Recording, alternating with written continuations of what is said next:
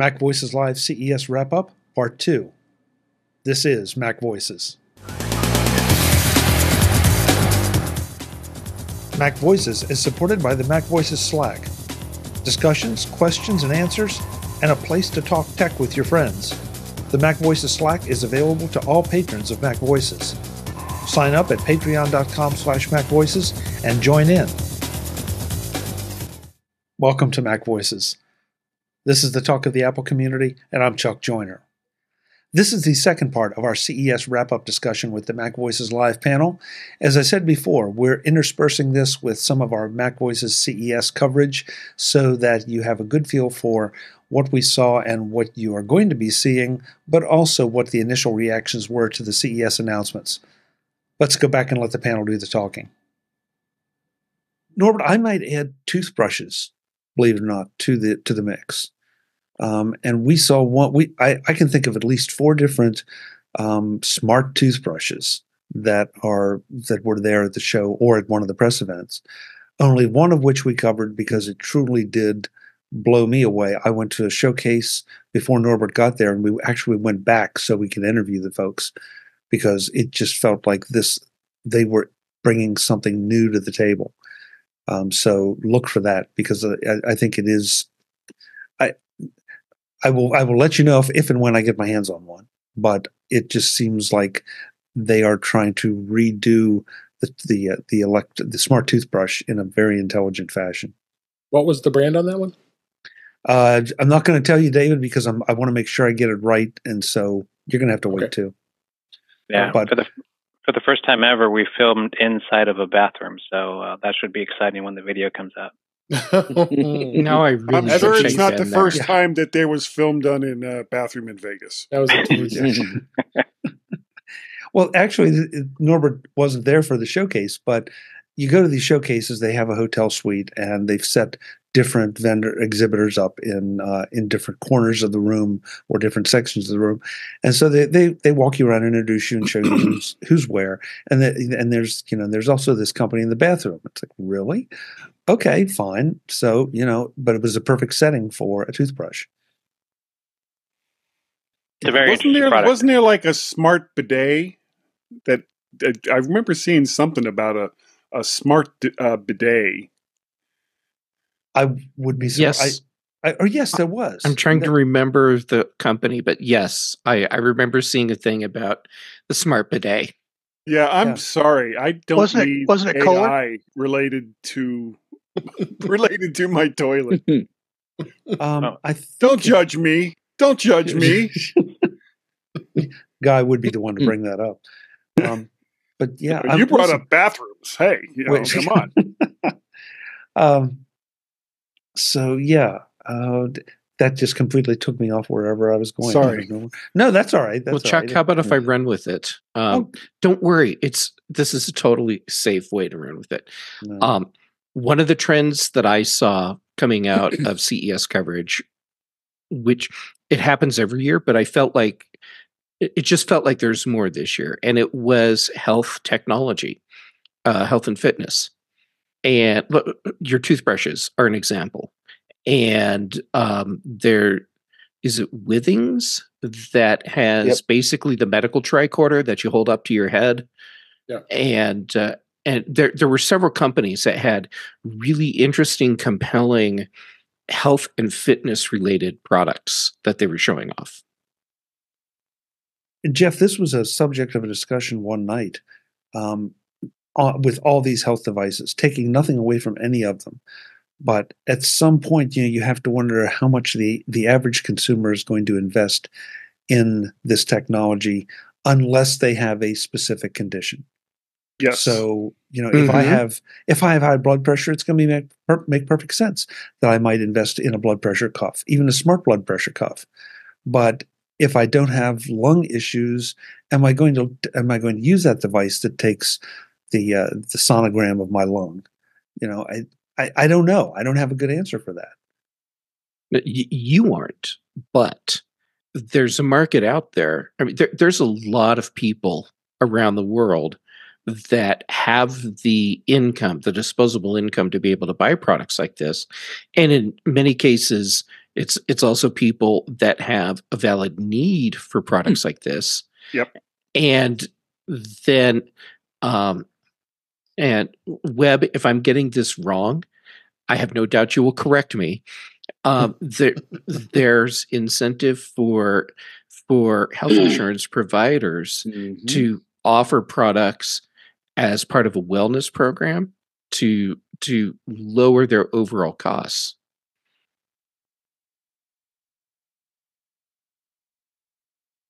Web's thinking. Yeah, no. First of all, that's not my business, but we'll start there. But you're right. It's there are different health initiatives that go on that reward you.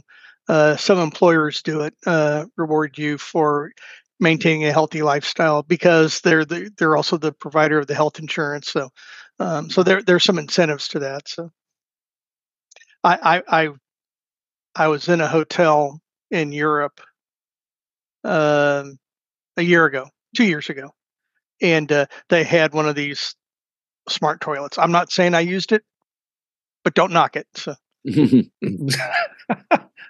Okay. Yeah, but the other thing, it's water under the bridge. Oh my gosh! But it's so wish we were after dark right now. Ben? The other thing with some of these medical devices, some of them are so specifically targeted that they may be prescription. For that, while they might not be kind of out of the normal people's budget, they're able to charge a little bit more if they are a prescription item. Can I interject here? Sure.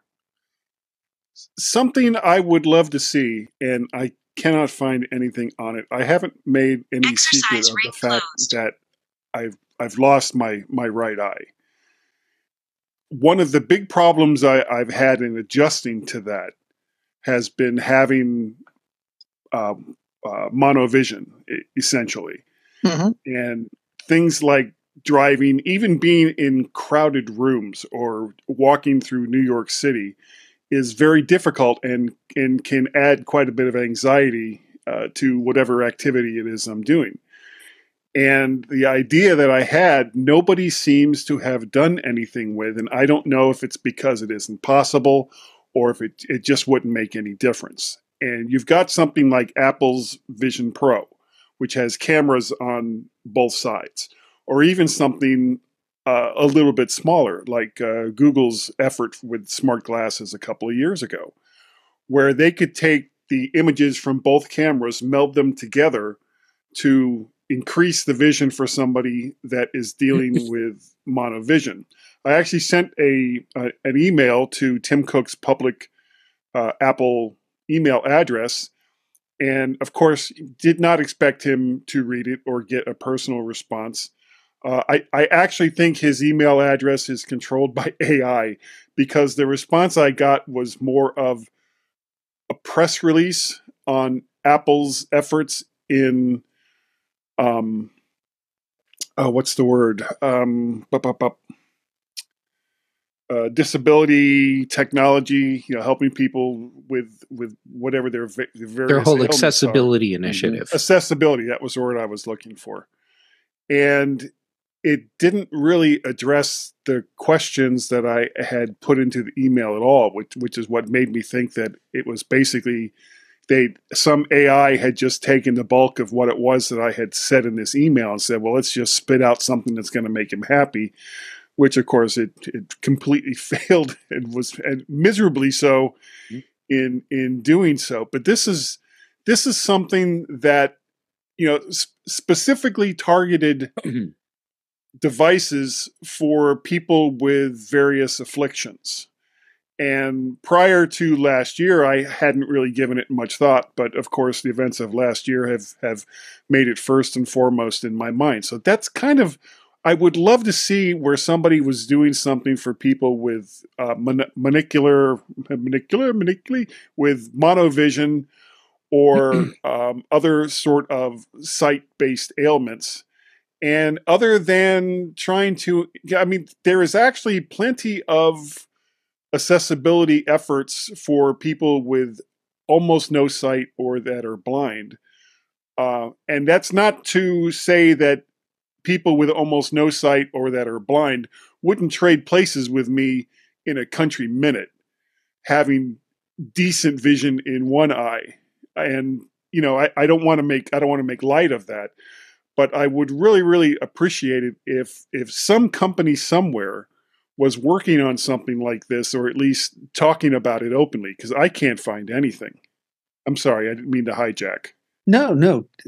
Jeff, I want you to bring up your point, and then I'll try to talk to Guy. Oh, sure. Yeah, good luck with talking with Guy. All right.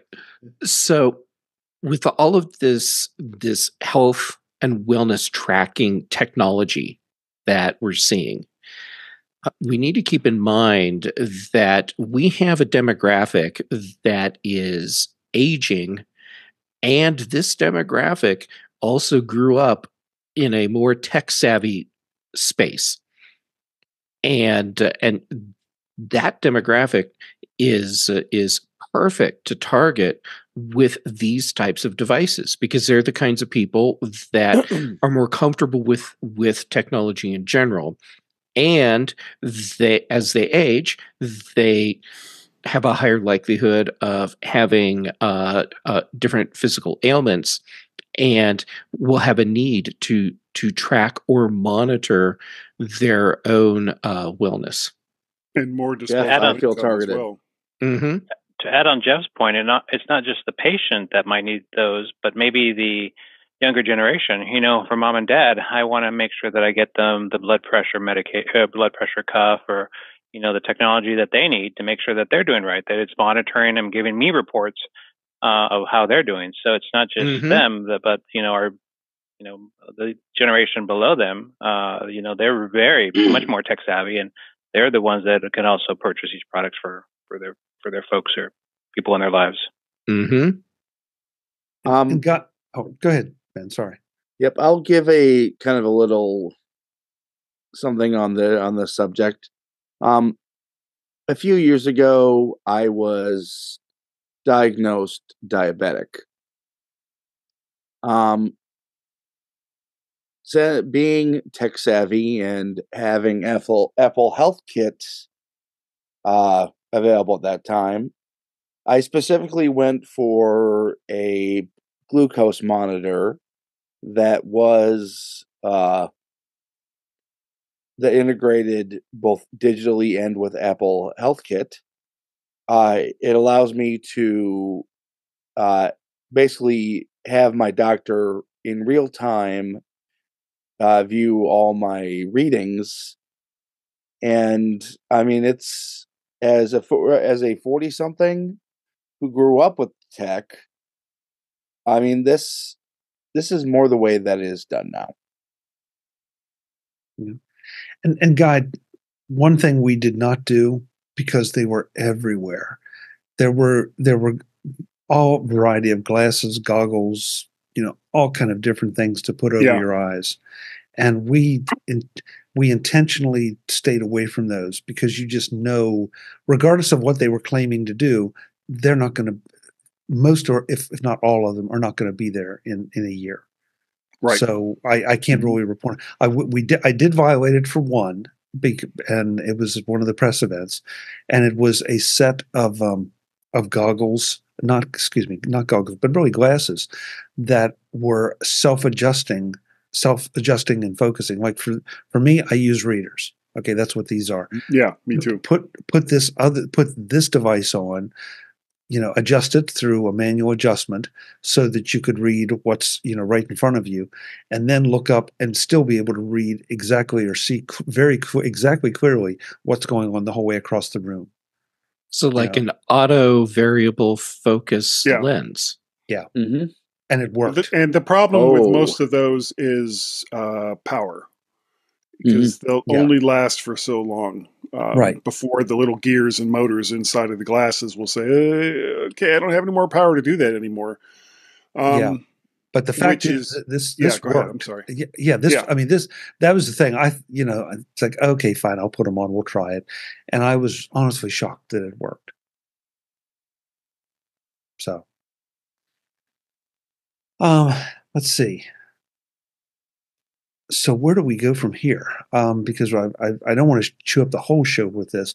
Norbert, how about what were some of? I know you and I have talked about what our favorite products were, but did you have anything to add to that? I'll let you take one and I'll take the other, because we saw two that I think at least were the two in my mind that jumped out. Okay, well, I'm going to take the one that we probably are both thinking about, and one was the Shift Cam products that the videos will be coming out. It's just something that I would use, something that makes my life better that's available now, that allows me to use my phone, the phone that's in my pocket, as a big boy camera that I could take better pictures if I'm out on vacation without having to lug. Everything was impressive because we got to speak to the CEO, and he was going through the whole demo of the products and how they work and so forth. And as we're going through it, discussing it with it, I said, you know what? Everything is completely thought out. It's so perfect. It seems like it wasn't just an engineer that developed this product, but it was, a photographer. A photographer thought about it. Well, let me show you something. We go to another room, and there was one of the people that work on the products themselves, and he's a 20-year photographer. His father was a photographer, so people that actually know the business. And I thought that was impressive. The video will be forthcoming at some point down the site soon, but that'll be a teaser. But that was my most impressive product. It wasn't a transparent TV or a flying car or anything like that, but it was something that will make my life better. I'm looking forward to that video. I have so many questions. So I'll just wait for the video.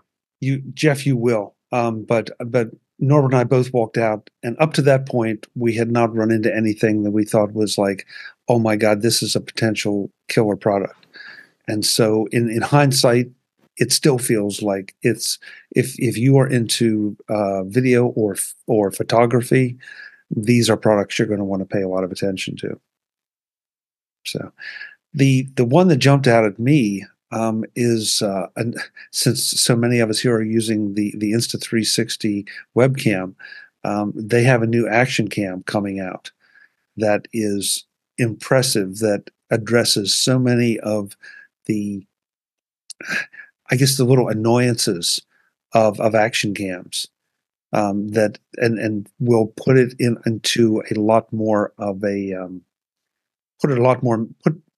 give it a lot more mainstream use, not just strapping it to your head to go skiing or skydiving or whatever, but there are a number of different things that you will actually want to be able to use it for. So I would say definitely look at that. I'm going to add one though, and Norbert, you and I, this was another one of those, we're not sure about it, and then we were blown away. But it's a speaker that's on the market that claims to be able to enhance and focus conversations for those that have hearing challenges. And the demo, because of the environment we were in, it's impossible for you, so you have to take our word for it. But they were demonstrating this with a little music box and a piece of plastic, okay, and to demonstrate their technology. And so maybe from me, 3 feet away, they're playing the music box. There's all this din going on around you. And yeah, you can hear it. Okay, fine. So then they bend the piece of plastic a particular way and then start to walk away from you. And and 30 feet, 40 feet away, you still hear the music box playing in all this craziness. It was one of the most amazing demos that we saw. And the technology is out there, and it's being used right now. So you're going to want to watch for that one too. Anything else before we wrap up CES 2024? Any questions we can answer for you guys in the chat room? Mark, you may have come in a little bit late. We talked a little bit earlier about just how we selected who we were looking for. We looked at the products we were interested in. we looked at the ones we thought that the audience would be interested in, and the ones that were realistically priced and potentially available from reputable vendors. That's not to say we didn't do a couple, bright shiny things along the way, but I mean, look, it's a big candy store. You could have spent hours in any one of the halls just talking to people, but try to go with an agenda so you make sure you actually come home with something. One thing I'll hit real quick, if you don't mind. No. I was surprised Mophie came back out with the juice pack, because that was one thing that caught my eye too. I used that was probably one of the first battery cases I used for my iPhone from many, many years ago, and then of course they said since merged with Zag, so they started changing a lot of their trends on how cases were. But to see them bring it back, I thought that was kind of interesting. I don't know if you guys had a chance to see them, but I think we walked by them. We didn't see it because, I mean, frankly, taking nothing away from Mophie or giving it to anybody else, but there were so many battery packs, right. battery chargers. And I knew that. That's the other thing too. Is there's so many of them now. They were kind of they were probably the it one back in those days. Yeah. Now there's just so many of them. Yeah, I'm with you on that. Yeah, and even more so now. G2, right? Yeah. You know what, Norbert? I'm going to tell the Chipolo story, because even though it's, I have so much respect for these people. Chipolo make trackers, okay, a lot of compatible with AirTags, and including some that will fit in your wallet. And there are other folks out there that do the same, but they have pretty high standards for the quality of the case that these are in. And they got apparently a large batch of cases that were substandard. And so rather than trash those and put them in the dumpster or recycle them, they came up with a perfectly imperfect campaign. And they are using the cases. There are a few cosmetic issues. There are no functional issues. But their booth was built around the idea that, hey, we all have little flaws. And, they were inviting people to come up and write, their shortcomings or their flaws on their wall. And if you buy one of their cases that is in this program, they will donate $1 out of the purchase price to one of 3 charities. And I just thought it was such a brilliant way to say, okay, we have these products. They're great products. They just may not be cosmetically perfect, but from an environmental standpoint and also from a charity standpoint. So look for that interview, because I thought it was just absolutely brilliant. The young lady that we talked to was phenomenal. Those are just good people. We've been back to see them several years, and they really are really nice people. That's really cool. Yeah. It was, Jeff. It was. You run into all kind of stories, and everybody has a backstory of these things, and you just never know what it is until you start to talk to them. That's CES 2024. You're going to be seeing videos come out for probably the next few weeks from that. Would love to have your feedback on any of them, any of the products. And if you have questions about them and you can't find the answers, let me know. Maybe through our conversations, Norbert and I can get you the information or give you some idea where to go. Hey, Chuck, just one last thing. Was there anything there that you felt you just had to buy, that you're going to buy it as soon as it becomes available, if it's not available now? So is there anything that just got you excited? Norbert, you want to take that first? For me, it was probably the ShiftCam products. Again, coming back to that makes my iPhone better, makes my life better, allows me to take better pictures, and easy to use, and a good quality product that I think was well done. And I would agree with that one. And I also I'm going to look hard at the Insta360, just because I have a specific use case in mind that it would solve that I've been unable to solve up to this point. And so, yeah, I'm going to look hard at that one. And I know, Webb, you're using an Insta360 camera. I think David is. Jim, you are too? Do I have that right? I have one. Yeah. Did they have something new? Yeah, this new action cam is amazing. Yeah, it's new at Comdex? Well, CES. I mean, new at not CES. I mean, yes, it was new at CES, or is this the one is this the one with the little camera that pops out? No, this is another new one. Yeah, this is another new one that they said won't be available until, I guess, early spring. So what was cool about that? You're gonna have to watch the video. I am watching the video, Chuck. That's what I'm doing right this minute. The other video. The other video. The teaser. Yeah, we have to tease some of this stuff. Visit MacVoices.com for show notes and to connect with Chuck on social media. Get involved in our Facebook group or like our Facebook page, and get more out of your Apple tech with MacVoices Magazine, free on Flipboard and on the web. And if you find value in it all, consider supporting us through either our Patreon campaign at patreon.com/MacVoices or by making a one-time donation via the PayPal link on our front page and in the show notes of each episode. You will join these fine people who help bring you Mac Voices.